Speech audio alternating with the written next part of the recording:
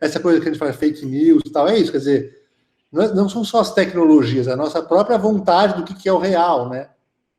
O que é verdade, é muito curioso, parece que são conceitos fora de moda, né?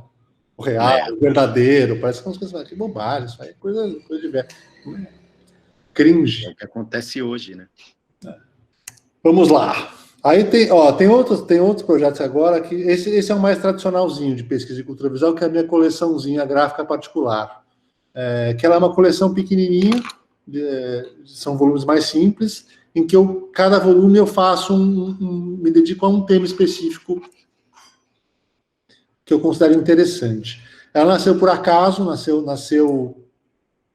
tudo nasceu por acaso, né? Mas todos esses projetos que eu mostro nasceram por acaso, ninguém pediu nada. Eu sei, alguém está pensando assim, então por que você fez? Eu até estava comentando com um conhecido esses dias, que quando a gente fala, por que eu estou fazendo isso, é um bom sinal. Porque... São devaneios, né, Gustavo? Tipo... Não, é porque a gente acostumou a só fazer o que parece que vai trazer. Alguém pediu, vai gerar nota, vai gerar boleto, vai gerar algum resultado, né? Um prêmio, né? Só atender demanda, né? Atender demanda. No fundo é isso. A gente responde a demandas, né? A gente não percebe como a gente acostumou por uma série de coisas a responder a demandas. Então, acho que inventar essas coisas... Chegou um momento que quando eu penso assim, por que eu estou fazendo isso? Eu falo, então tá bom, é legal, é isso aí. Sim.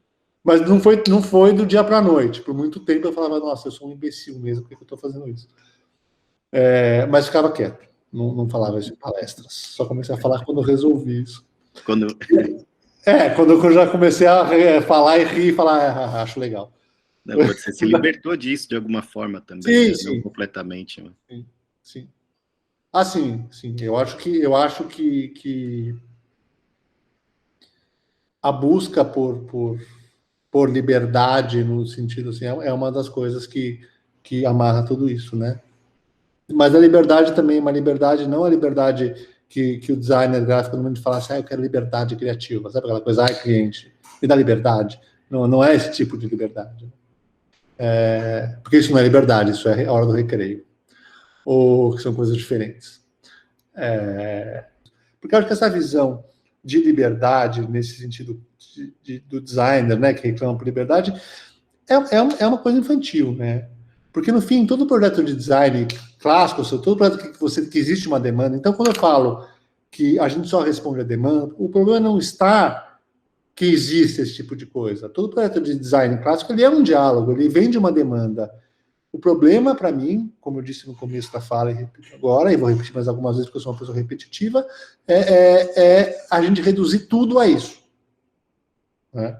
Mas falando especificamente dessas demandas, eu acho que tem um erro grave das pessoas, que é uma coisa infantil, que assim, muitas vezes falam para mim de grana, né, de verba. Falam assim, só dá para fazer uma coisa legal se tiver verba de produção. Isso é bobagem, porque limite de verba é dado de projeto, não é limite. Então, tudo é dado de projeto. O perfil de quem te pede um trabalho é dado de projeto. Não é esse problema. Você fala, o cara é conservador. Isso é um dado de projeto.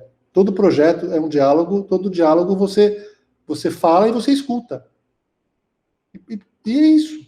Às vezes tem uma sintonia maior, às vezes tem. Quando tem uma sintonia menor, não quer dizer que seja menos frutífero como processo, como menos enriquecedor. Pode ser mais difícil, pode ter um resultado que não é um resultado que você olha e fala, você mostra para seus amigos e fala, olha como eu sou foda, pode ser que não, mas não quer dizer que seja menos enriquecedor. Eu aprendi muito na minha vida, muitas das visões que eu tenho, eu acho que elas se tornaram muito mais ricas em projetos que eu nunca faria, universos que eu nunca acessaria, se eu não tivesse aberto a esse diálogo, sabe? Voltando à coleção, eu tenho uns amigos, né, que tem uma editora, que é a Lote 42, que eu assisti, e eles têm uma feira, que é a Feira Miolos, que eles fazem na Marginal, hoje acho que é a feira, que agora está virtual, né? Mas é uma feira que vai ter de novo virtual, e todo ano eles fazem uma homenagem, né, uma pequena exposição, uma homenagem a alguém.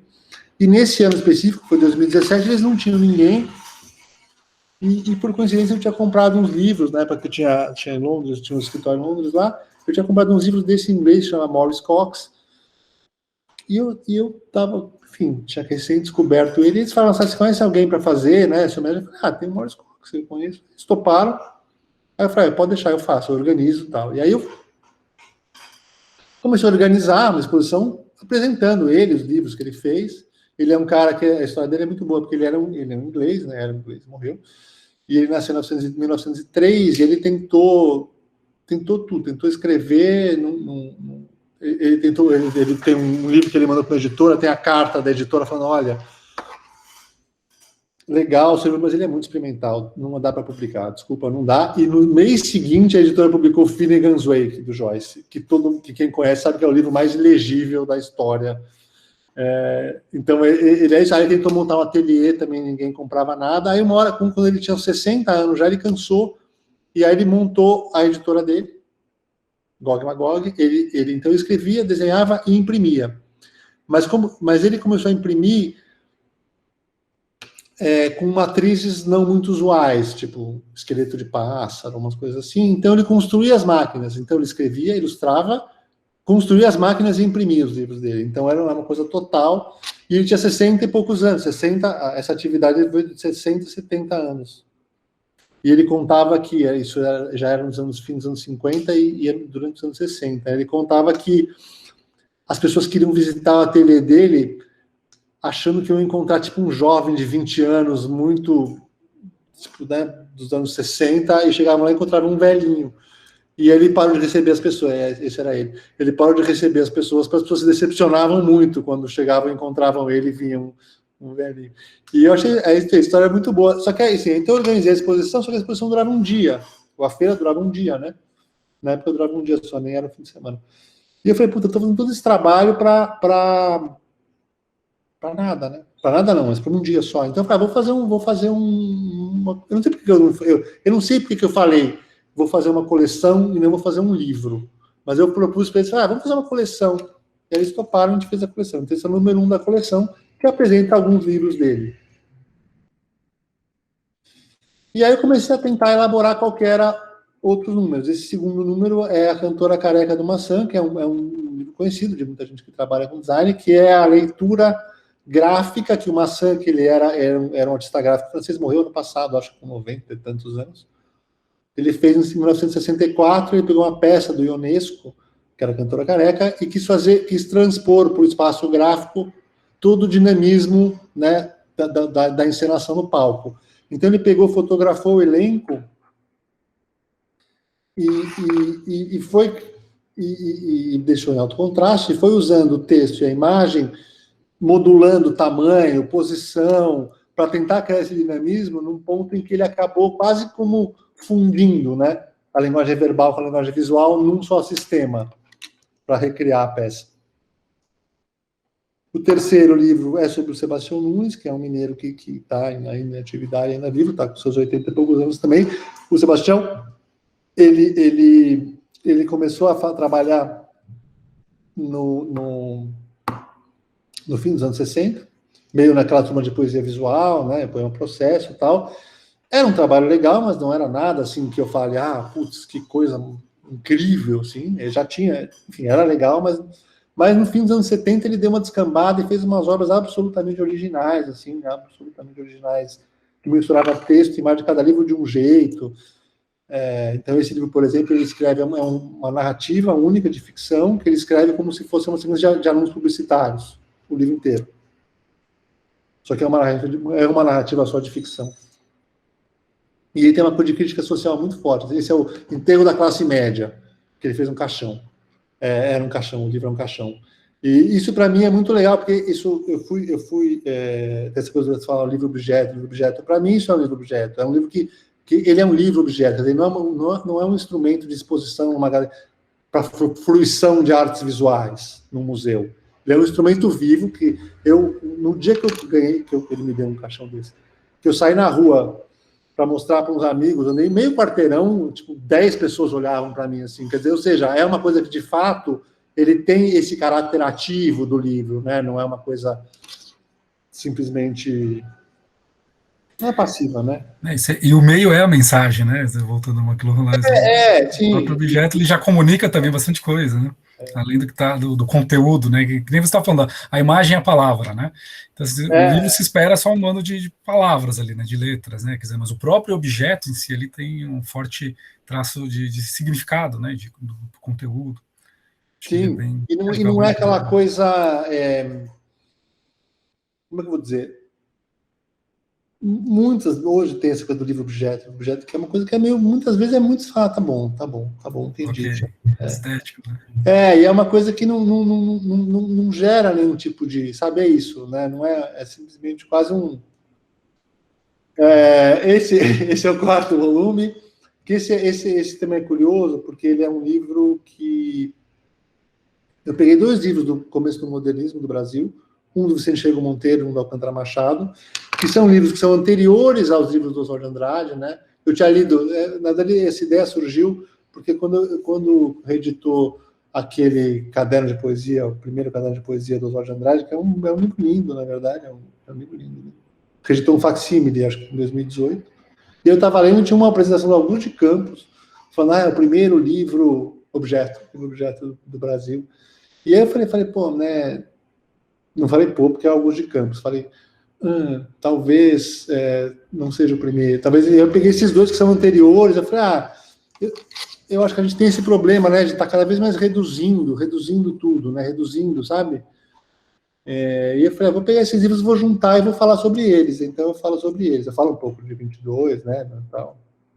E pego, que são muito. Esse livro do Rigon Monteiro é lindo, porque esse livro ele faz um tráfego inverso, né? Enquanto que nessa época das vanguardas, os europeus olhavam, né, para os países dito primitivos, né? Tanto tem a história do Picasso com as máscaras africanas, eles olhavam para renovar, para criar essa linguagem da arte moderna. Ele faz o contrário, ele inventa um suposto cacique marajoara que vai para Paris e ilustra Paris. É lindo demais. E esse do Alcântara Machado, que é um livro que ele faz como se fosse um cinema, como se fosse um cinejornal. Esse é um outro livro que eu fiz também, que é um livro que é um texto do William Morris. Esses são os mais normaisinhos, né, que eu estou mostrando, porque são pesquisas em cultura visual que resultam em livros, ou seja, não existe nenhuma mistura muito complexa. Mas, na coleção, por exemplo, eu fiz um outro agora, que saiu agora, que é sobre um livro do Torres Garcia. Na coleção eu descobri que assim, o que me interessa na coleção não é propor um novo cânone, não é tentar fazer da coleção uma coleção de cânone, pelo contrário, é que a variação de temas, a variação de abordagens de cada volumezinho, eles não possuem um eixo. Se você olhar e falar, mas qual é a relação que você tem do Sebastião Nunes com maçã, ainda que todos eles, de alguma forma, questionem um pouco os bons modos das linguagens, não tem uma ligação. A ligação essencialmente de mostrar, assim, são coisas que, de uma maneira ou de outra, não construíram esse cânone, que é o cânone que a gente está acostumado a pensar, isso, é por aqui.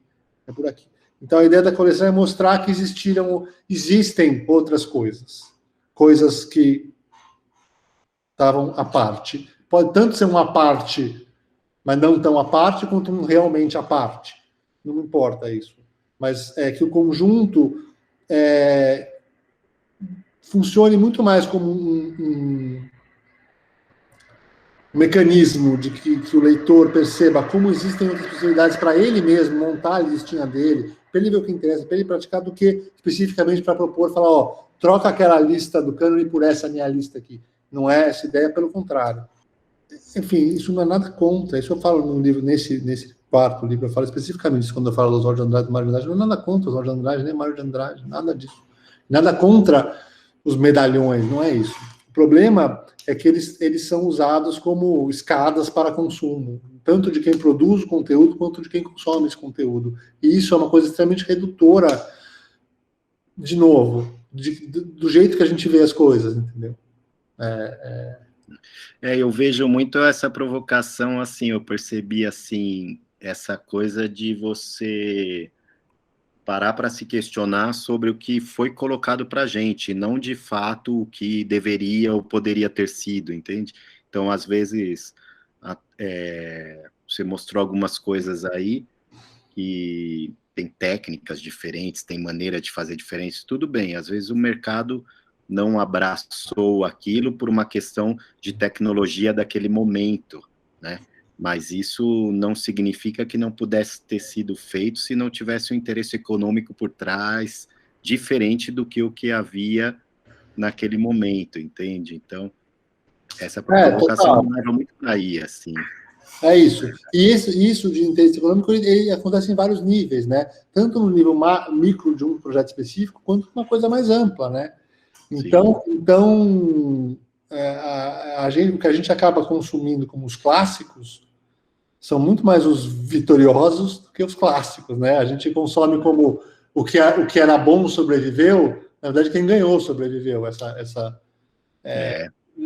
Ou quem talvez jogou um jogo ali que de algum jeito estava dado. Os clássicos, às vezes, é difícil falar isso, ainda. Não, você entende. Pode não ter um grau de ousadia que fosse aceitável naquele momento, entende? Então, assim, acho que assim, isso não está, de novo, porque de alguma forma, eu gosto muito da história não é nem coisa com eles, é um pouco de como as coisas depois construíram isso, né? Às vezes até alguns foram realmente ousados, e às vezes não, às vezes foram muito, mas o depois que constrói isso. E o depois elimina muita coisa. E as escolhas do depois não são só escolhas de qualidade, são escolhas que tem muitos fatores que envolvem essas escolhas. Inclusive é o tipo de história que querem ser construídas, né? Eu tenho uma história que eu gosto muito, que é de Jesus, né? Porque assim, eu estudo muito essas coisas de Jesus, sem querer ofender, tá? Quem, por favor, for católico fervoroso, não se ofenda, não é esse o ponto. Mas os meus projetos de pesquisa, temos que eu vou mostrar até que tem a Bíblia e tal, eu estou fazendo um agora também que tem a versão que eu acredito, e muitos estudiosos do tema acreditam, que é a que eu compartilho, é de que existiu um Jesus histórico. Porque Jesus histórico não teve nada a ver com o cristianismo. O cristianismo foi criado depois, né? Tem muita gente que fala que quem, na verdade, inventou o cristianismo foi São Paulo. E Jesus já tinha morrido. Jesus nem sabe o que fizeram, nem sabe o que aconteceu com ele. E eu acho muito interessante, é isso um pouco, né? No fim, o que a gente consome como clássicos, independente de como a pessoa fez, de como ela fez, isso foi construído depois pra gente, né? Eu acho que tem uma coisa... Ele é o bicho preguiça. É o bicho preguiça. É o bicho preguiça.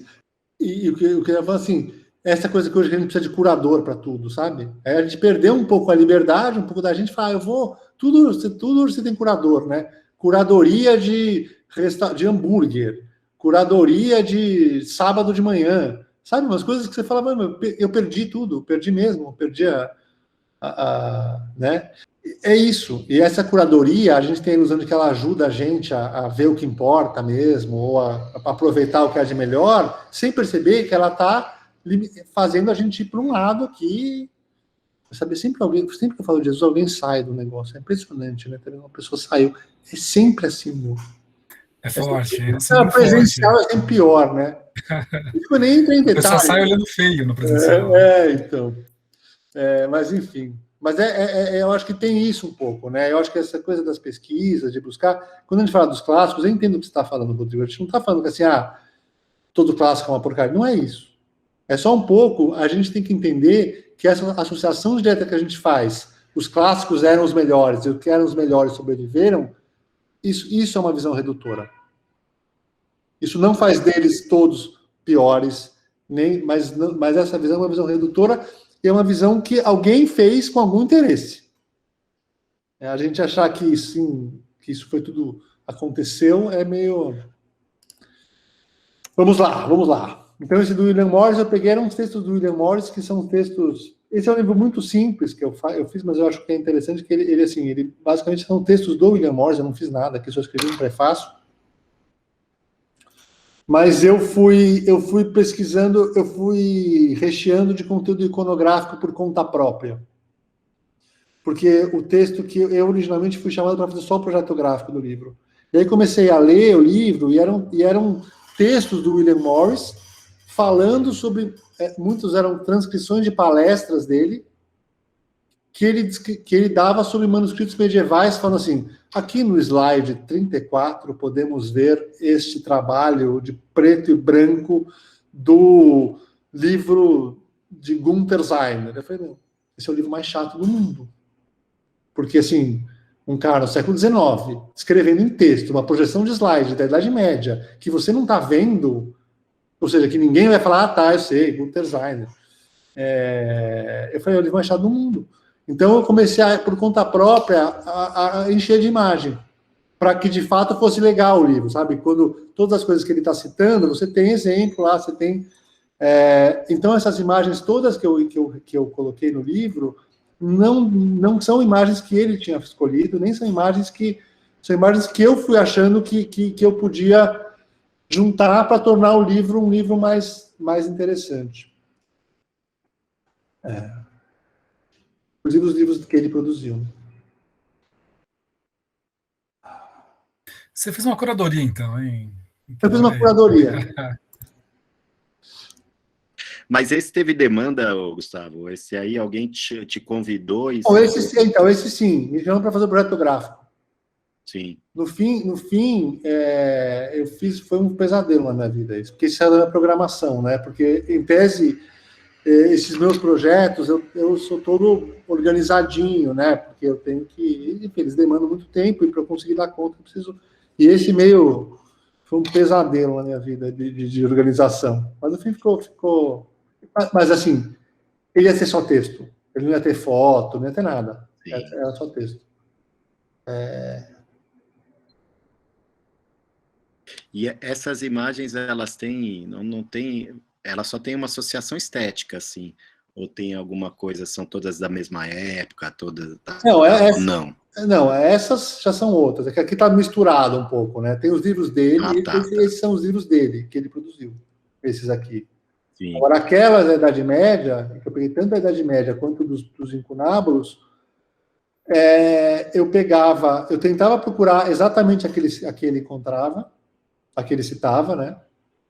Tá. Mas se eu não encontrava, eu tentava achar imagens parecidas, ou se ele mencionava algum tipo de coisa que eu falava, o que será que é isso? Eu pesquisava, ver se existia. Então teve um trabalho em que a linguagem visual, quer dizer, ou seja, o conteúdo visual, ele nasceu com uma vontade de ilustrar o texto, mas, à medida que ele foi se desenvolvendo, ele não está tão vinculado ao texto em si, mas a coisas que o texto citava. Então, por exemplo, isso aqui, né? Isso aqui falava da inicial B dos Salmos. Eu não sabia que existia uma coisa, eu não sabia nem que os Salmos começavam com a inicial B. Então, eu comecei a pesquisar e achei várias iniciais B. Então, nenhuma dessas ele menciona no livro especificamente, e são de períodos totalmente diferentes. Mas elas ilustram o fato de que existe... enfim, ilustram duas coisas, né? Que existem a inicial B nos Salmos e mostra como os manuscritos medievais eram aquela coisa, né? Aquele delírio. Sim.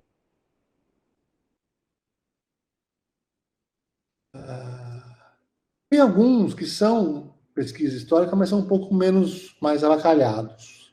Esse aqui, por exemplo, ele vem, o Plínio, que é um editor, que é um amigo meu, ele me contou um dia, falou assim, como muitos dos termos gráficos vêm do corpo humano, né? Então você tem, sei lá, orelha, lombada, corpo, né? São coisas que olho, tem vários termos gráficos que vêm do corpo humano. Eu peguei um dicionário de termos gráficos, selecionei tudo que era do corpo humano e fiz um diagrama glossário gráfico anatômico, que é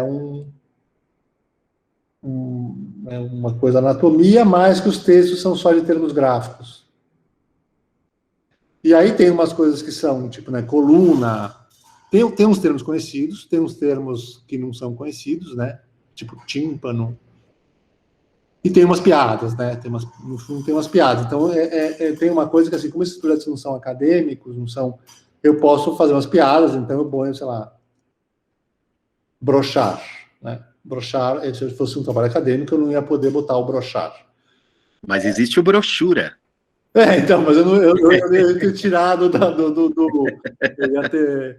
Então, assim, tem uma coisa, acho que dessa coisa das pesquisas, é que, assim, são projetos em que tem com diferentes, varia o grau um pouco, né? Acho que é isso que é um ponto também, assim. Não é que eu tenho que sempre impor o mesmo tipo de rigor, vamos dizer assim.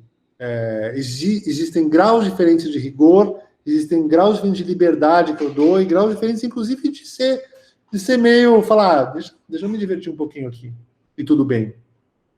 Não vai comprometer. Não como o Marlon Brando, né? Depois do Marlon Brando. E, de fato, né, quando eu falei, nada pior pode acontecer, até hoje não aconteceu.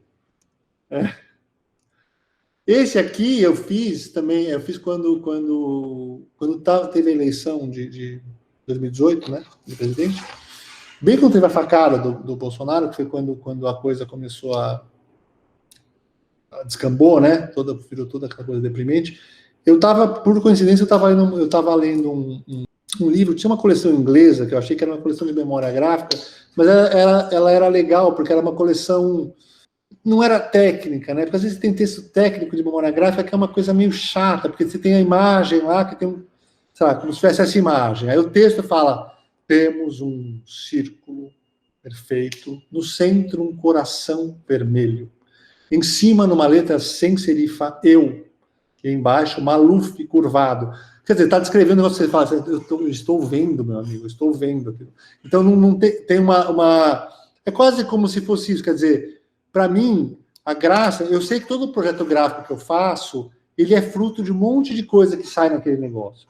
Vocês que trabalham com isso sabem também. Tudo que sai de um jeito, você consegue contar 10 histórias diferentes que levaram aquilo. Desde a história de como foi o projeto, como foi a ideia, como foi a decisão, como foi o processo. São muitas histórias que juntos dão naquilo. E eu penso, a graça toda é essa. Quando você pega uma coisa gráfica, é você falar assim, bom, como é que eu desfaço esses nós aqui? Quais são os caminhos disso aqui? Não simplesmente olhar e falar, a fonte sem serifa tem mais legibilidade e ela, por isso, é usada para a campanha, para dar mais impacto visual. Bom, tudo bem. Coração significa amor, o vermelho significa paixão. E por isso a pessoa vai olhar e falar, eu também amo Maluf. Ok, né? Enfim. E aí eu estava nessa coleção de memória gráfica, era legal, eu li o primeiro, que eu achei muito legal, li o segundo, aí comprei ela inteira, aí depois me arrependi, porque tinha uns temas muito específicos. E eu estava, nesse momento, né, da eleição, eu lembro que era um feriado, eu estava em casa, deitado na cama lendo, eu estava lendo um dos específicos, que era cartões de visita dos radioamadores de Leeds, né, da cidade de Leeds, dos anos 80. Esse era o livro. E eu pensei, falei, quem colecionou cartões de visita dos radioamadores da cidade de Leeds? E aí eu lembrei que eu tinha uma coleção minha de propaganda política de 82, 85, quando eu era criança, que eu não tinha grana para comprar figurinha, e eu passava nos comitês políticos e pegava santinho, como se fosse figurinha, e ia colecionando. Eu tinha chegou num ponto que eu pegava faixa, chegou num ponto doentio. Mas o fato é que, assim, eu guardei uma pasta. E eu nunca tinha aberto essa pasta, não sei por que eu nunca abri essa pasta, mas eu fui mudando de casa e fui guardando a pasta e eu tinha a pasta em casa. No dia seguinte eu abri a pasta e fiquei muito surpreso, porque eram coisas muito antigas, mas estava tipo Lula, tipo Fernando Henrique, e mesmo o Jânio, que já tinha morrido, o discurso do Bolsonaro era muito igual ao do Jânio. E não só tinha essas coisas que as pessoas estavam lá, mas tinha umas coisas muito curiosas. Tinha o Zé Maria Marim, que tipo, tinha sido preso, né, na CBF, PCdoB com o Fernando Henrique pela democracia, tinha essas coisas do demônio também, que voltou à moda, né? Enfim, tinha esses santinhos, que era uma coisa muito curiosa, porque eles davam o santinho para você levar na escola no voto. E tinha que ter alguma utilidade. Então o cara botava o jogo do bicho, mas não ia botar jogo do bicho, porque é ilegal, né? O cara estava candidato a deputado. Então botava bichos da loto. Então tinha umas coisas que... Essa propaganda do Jânio, por exemplo, né, que era exatamente o discurso que o Bolsonaro estava usando, né?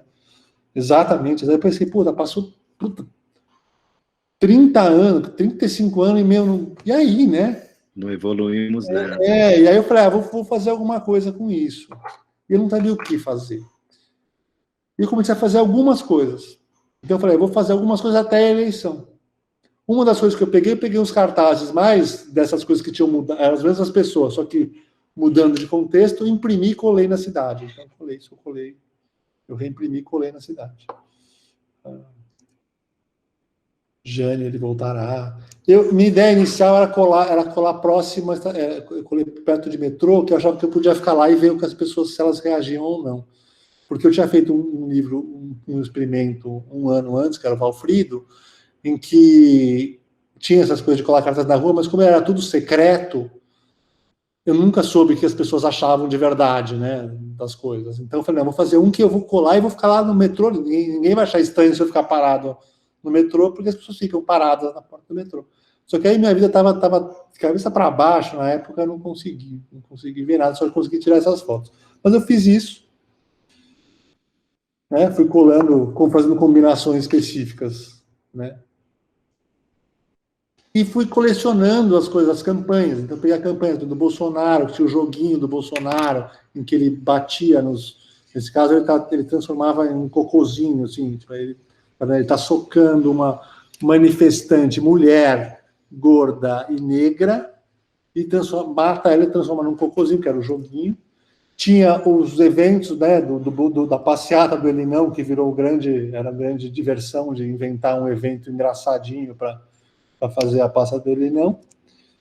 Tinha um grupo de WhatsApp do meu colégio, só de homens, que foi pro lado do Bolsonaro, eu aguentei firme até o último dia até o dia da eleição, só colecionando print das coisas que eles trocavam, que é uma coisa inacreditável. Até um deles, quando o livro saiu, falou, puta, que legal, eu vou comprar esse livro legal. Eu quase falei, não compra não, porque tem coisas que você escreveu lá, meu amigo. Esses caras estudaram contigo. Eu digamos que eu não fui muito feliz no colégio que eu estudei. Mas aí eu ia estar em Brasília no dia do primeiro turno, na manhã do primeiro turno, eu ia estar em Brasília dando uma palestra no dia anterior, né? Aí eu falei, puta, já que eu estou em Brasília, eu estou coletando esse negócio, eu vou tirar foto aqui, então. Aí tirei foto tanto dos monumentos de Brasília, quanto eu cheguei para o motorista e falei, me leva para o lugar mais feio que tem aqui.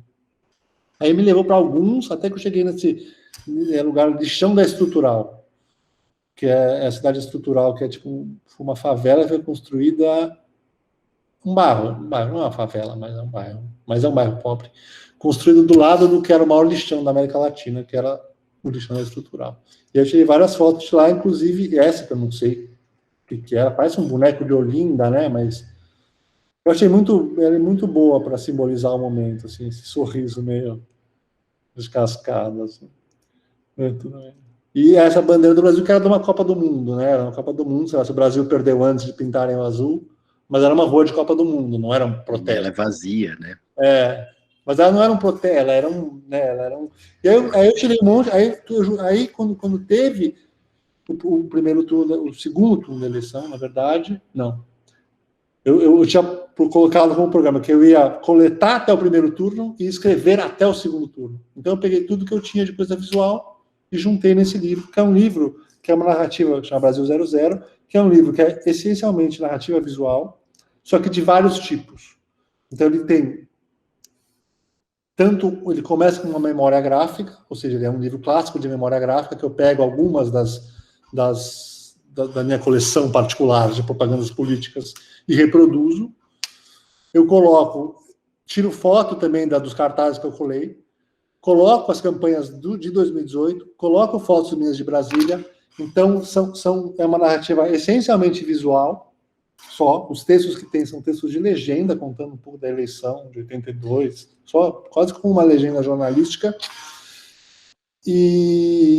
Só que são conteúdos visuais de caráter distinto, que formam uma só narrativa. Então, uma coisa que eu acho que é interessante também, que é um poder da linguagem visual que a gente tem, não existe a linguagem visual, não existe um jeito, existem vários tipos de você articular isso, e ela tem vários teores, e esses teores contam histórias diferentes, e esses teores podem ser misturados ou não. Então, quando eu falo pesquisa, por exemplo, tudo isso aqui para mim é pesquisa. Pesquisa não é só a primeira parte da memória gráfica. Essa ideia, essa separação entre o que é pesquisa, o que é que é uma visão tosca também, que acho que tem um pouco da linguagem, da atividade, né? Que é essa coisa da criação, né? Que é uma visão publicitária que a gente comprou aí, de que, tenho da criação, eu sou da criação. Na verdade, tudo é projeto, assim, tudo, do começo ao fim é projeto, é construção.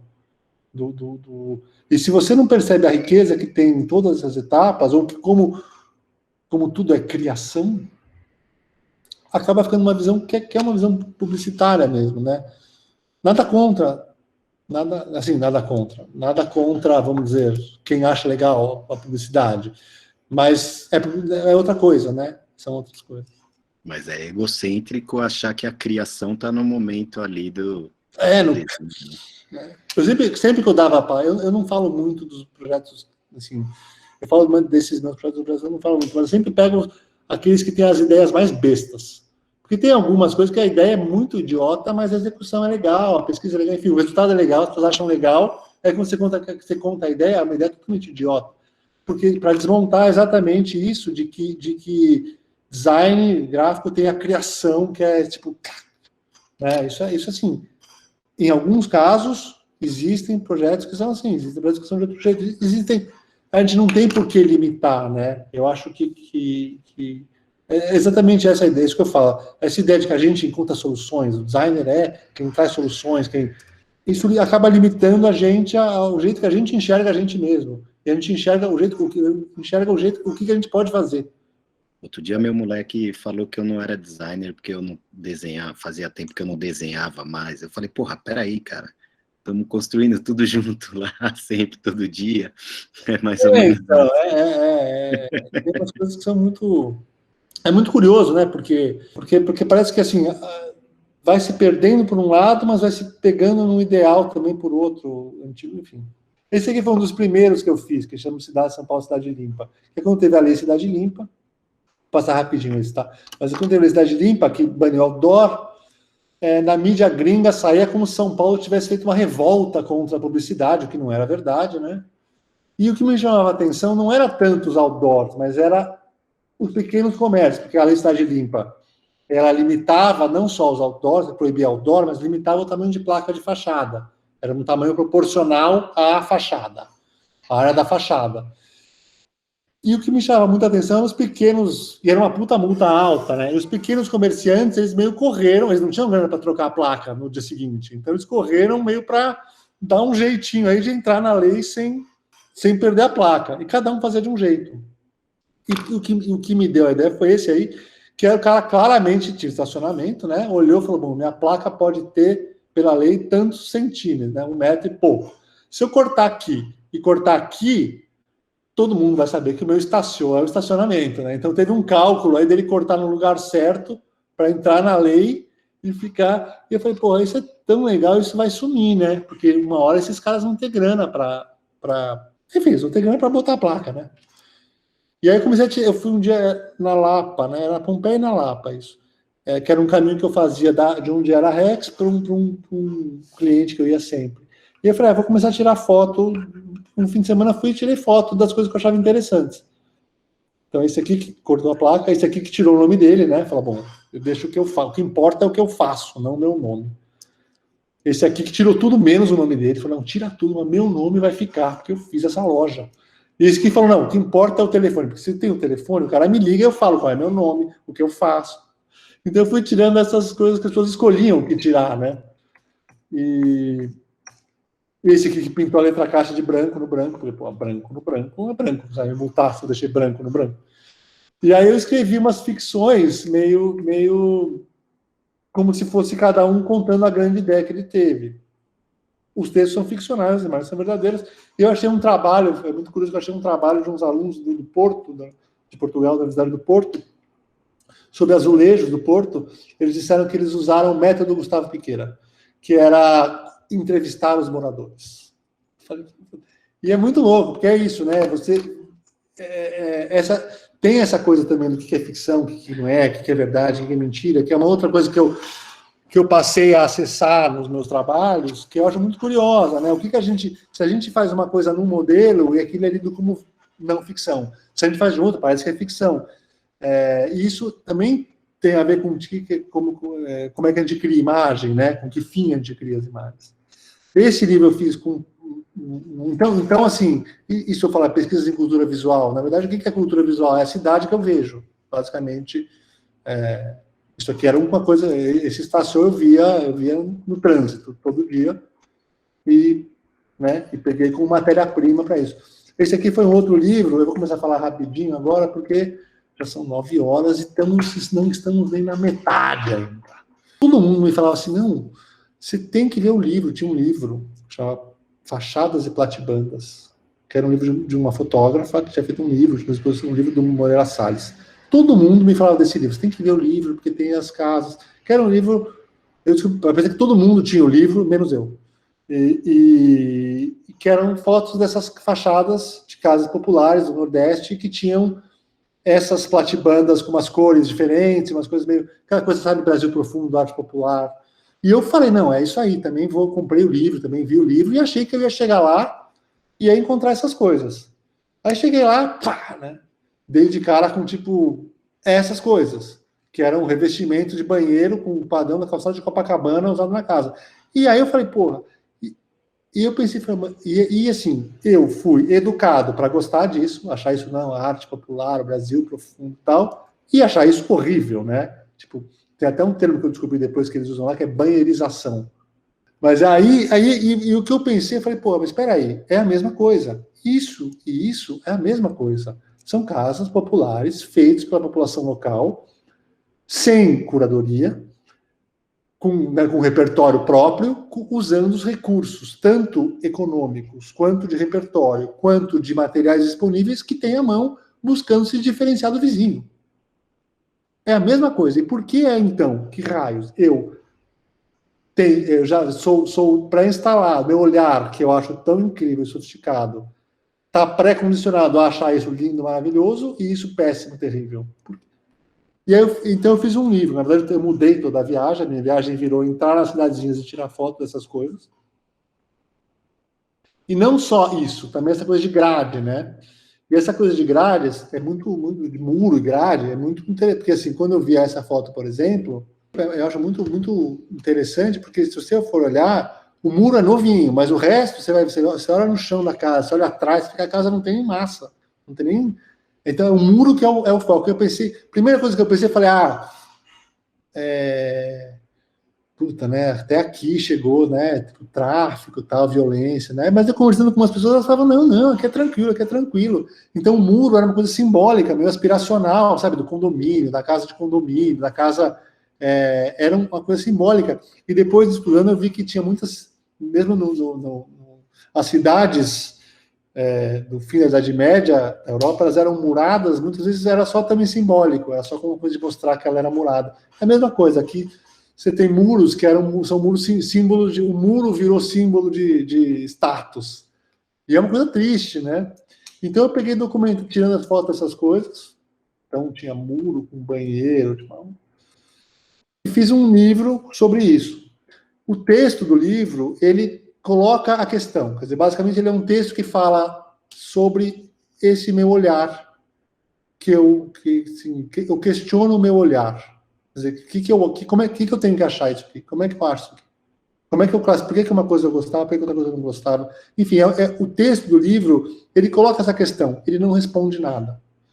E eu fiz um livro que finge ser um livro de mesa, um livro como se fosse um livro Arquitetura Popular do Nordeste, quando, na verdade, ele é um ensaio sobre questionamento. E é muito engraçado, porque teve revista já de decoração que foi me entrevistar, sobre o livro. Como se o livro fosse um livro de... lógico que quando saiu a matéria, não. Já falava assim, a entrevista, porque minhas respostas questionam. Mas na pergunta era como se fosse eu tivesse feito um livro... teve gente que postou, que eu vi assim... gosto muito do livro Desvios. Não tanto pelas imagens, nem pela qualidade das fotos. Eu gosto mesmo pela discussão que ele apresenta. E, tipo, o livro é só isso, né? Sabe, você fala assim, tá legal, porque o livro é só isso mesmo. Mas é muito engraçado, porque as pessoas mesmo que gostam, às vezes, do livro, elas também consomem o livro como uma outra coisa, né? Então, tem essa dimensão simbólica do que a gente faz. Eu acho que a gente não percebe, muitas vezes, como isso está construído, e acho que é uma das coisas que eu me divirto muito fazendo, não só me divirto do jeito engraçado, mas eu acho que é uma coisa importante a gente ir desvelando os mecanismos das coisas, as categorias, né? Essa é uma outra que eu fiz também dentro desse mesma pegada de viagem, que eu fui numa outra viagem, eu estava numa sala dos ex-votos do Museu do Padre Cícero. E eu tinha visto muita exposição de ex-votos já aqui, e sempre são aquelas perninhas, bracinho e cabecinha de madeirinha, né? Sempre tinha isso. E lá tinha várias que eram cabecinha. E tinha várias camisas do Flamengo também, várias. Da seleção tinha, mas mais do Flamengo que da seleção. Tinha várias fotos de moto. Tinha uma miniatura de um Porsche branco. E eu falei, pô, né, por que é que quando vem na exposição de ex-votos para cá, não trazem, né, as camisas do Flamengo, Porsche branco, as fotos, por quê, né? Por que só trazem? Mesma coisa pra gente, o que a gente está vendo aqui, né? Aí eu falei, vou pegar uma cidade que eu não sei qual é, nunca fui e não conheço, e não tem nada de especial na minha viagem, que é uma viagem de carro longa que eu fiz. Vou escolher uma cidade que eu não conheço, e que não tenha nenhum atrativo específico no sentido de ter algum atrativo dito turístico, né, que direcionasse a comunicação, e vou tirar foto de todas as placas dessa cidade, todas, num dia, todas. Porque assim, porque a gente associa assim, linguagem popular com conteúdo popular, linguagem digital com conteúdo... A discussão é assim, tem relação ainda? Ainda tem essa relação? Ou é só da nossa cabeça que a gente acha que uma coisa manuscrita, ela é um comércio popular, Então, eu fiz esse livro, que é Todas as Cidades do Francisco do Pará, que é exatamente isso, que é um livro que ele abre como... Tem um textinho, né, que eu coloco um pouco isso que eu estou falando, com palavras mais bem elaboradas, né, claro, e fiz um pôster que tem todas as placas, sem nenhum tipo de classificação. É lógico, numa fala que eu dei, falar, mas você escolheu. Eu escolhi, mas o critério de escolha foi um critério quase mecânico de quebra-cabeça. Eu tinha que ocupar uma folha com esses tamanhos, então, e tinha fotos com resolução maior ou menor, porque eu não conseguia chegar perto de todas as placas, né? Então, tem algumas fotos que eram pequenas, algumas são maiores. Então, os critérios para hierarquização e organização não são critérios das placas em si, são critérios, quase como físicos, né? E aí eu juntei e fiz esse livro, então, que você tem todas as placas juntas. E eu resisti a destacar algumas, principalmente essa, que para mim é um grande destaque da história das barracas, que é um lugar que não só é uma ótica e funerária, como alguém falou pro cara, falando, se você botar um mascote é legal pro seu negócio. Toda marca legal tem um mascote, que eu falei, vou ter uma funerária, vou botar um caixão, né? Aí o cara fez um caixão. Então, isso que para mim... Um caixão vivo, olha a piada. A gente vem... Feliz, né? É tipo um dolinho aí. Um dolinho. Um dolinho. E eu resisti à tentação de destacar isso. Então, na verdade, assim, eu coloco do mesmo jeito, voltando àquela ideia de que a gente não só cria soluções, como a gente também cria perguntas, complica histórias, enfim, a gente pode ter várias funções operando com a linguagem visual. Esse livro, ele não fornece a resposta, ele coloca a questão e apresenta todas as cidades do Francisco do Pará para que o leitor olhe e pense por ele mesmo, né? Não precisa concluir também. E já dá para entender muita coisa do lugar, né? Isso é muito legal, assim. Muito... então, porque acho que tem coisas de vários níveis, né? Tanto um pouco essa coisa da linguagem, gráfica, quanto quais as atividades que o lugar tem, o que tem de coisa já de linguagem global que já entra aqui, o que tem de atividade global, enfim, tem um monte de leituras que eu acho que juntando, e aí que tá, juntando as placas, eu estou juntando as peças de design gráfico, né? Basicamente a comunicação visual da cidade comercial.